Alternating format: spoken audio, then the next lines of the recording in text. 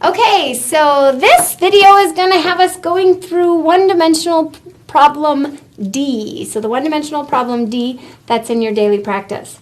So it reads, a car with an initial velocity of 3.5 meters per second coasts with its engine off and the transmission in neutral.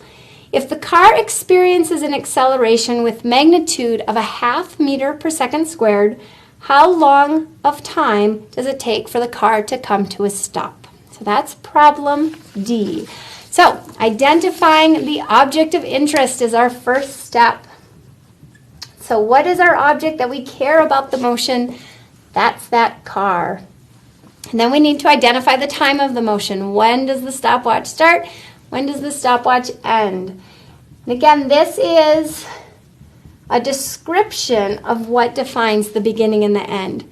So we're interested in what happens when the car starts coasting to when it comes to a stop. So our initial is when it starts to coast.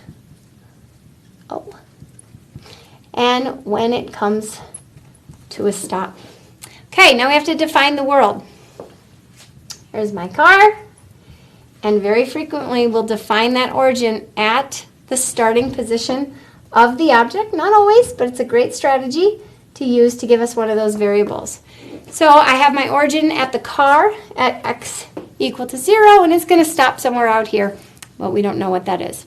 So we make our list of knowns. They're that standard list: initial position, initial velocity, final velocity, acceleration, and time. Our initial position, when the car starts to coast, well, that's where the car is located, where I have defined the origin.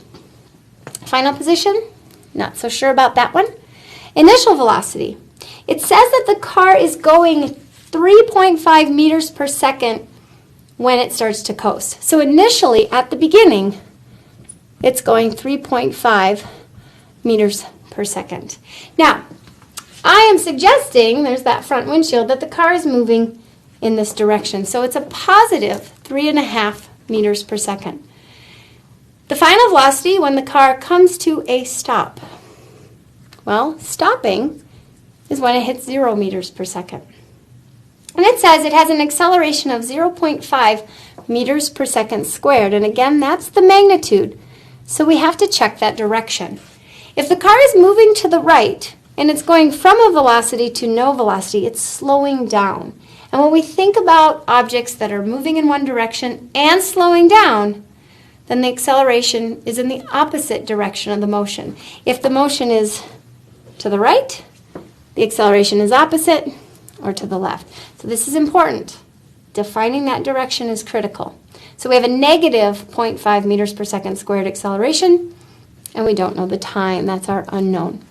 So the problem asks how long will it take for that car to come to a stop? And how long, of course, is an indication of time. So time is what we're interested in.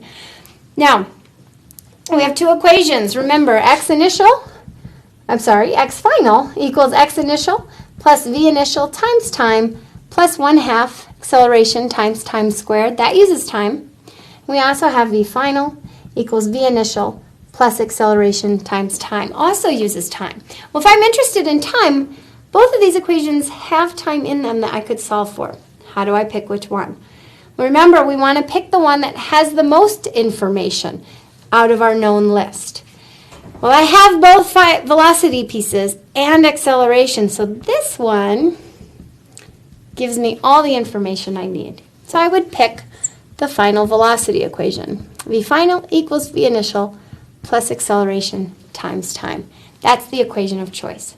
So now I put in the variables that I know. V final, 0. V initial is 3.5 plus an acceleration of negative 0.5 times time. And I don't know the time, so I put the variable in. Now I can solve for time. Bringing 3.5 to the other side, minus 3.5 equals minus 0.5 times time. Dividing both sides by negative 0.5, and my time is equal to 7 seconds. Now, we always want to evaluate. Does that answer make sense? Well, we want to make sure time's not negative in our case. So we're looking at the time of the motion we're interested in. That's always positive. We got a positive value, so it makes some sense. All right, thinking about that process, identifying the object of interest, defining that time of motion, what starts the motion that I care about, what ends the motion that I care about, defining the world, and being intentional about the direction that you're showing the object going. Our list of knowns, thinking about those directions of the object's actual motion or change in motion, choosing the right variable to answer our question, picking that equation, and then evaluating it. Nicely done.